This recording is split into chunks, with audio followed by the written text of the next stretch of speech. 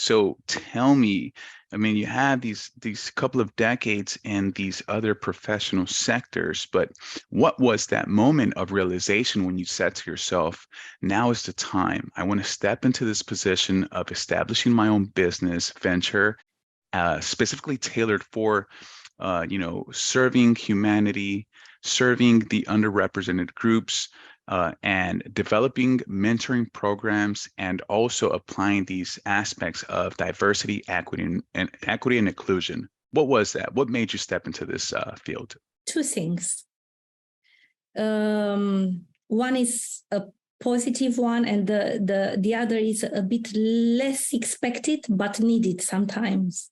I think the first one was the right time for me after 2 decades. I think the pandemic accelerated the truth, not only for me, for the big reshuffle and for this massive, big resignation, people resigning. I think I realized more than ever that I have been traveling the world. I have been doing all this. I have been holding all these, fancy titles. But who am I? Who is Ana-Maria?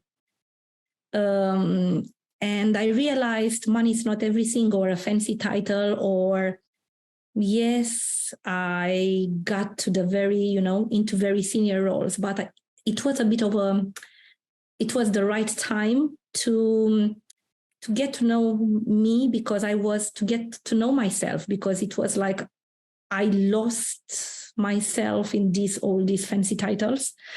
And the second reason was something which accelerated my decision.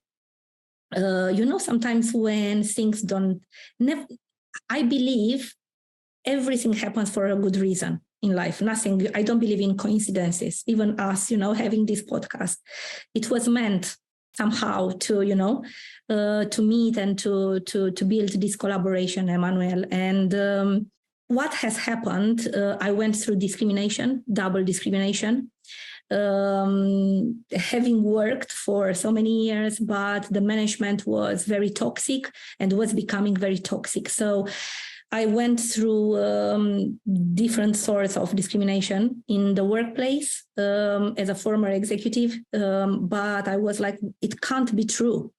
It can't be true, because sometimes discrimination can be very silent.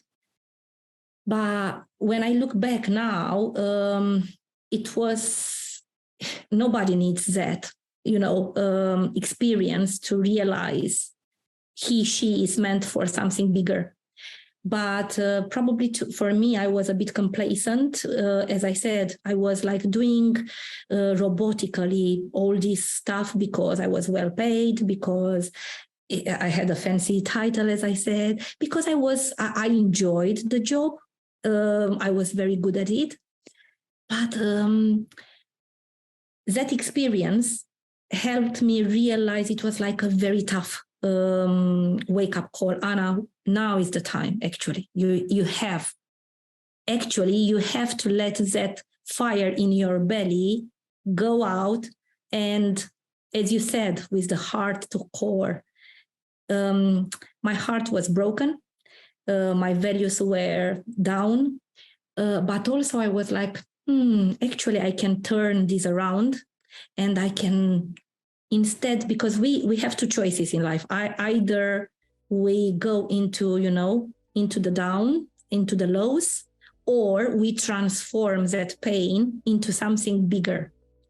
I chose to move on quickly, and actually it was very brave, and it was my coping mechanism to overcome obstacles in the workplace by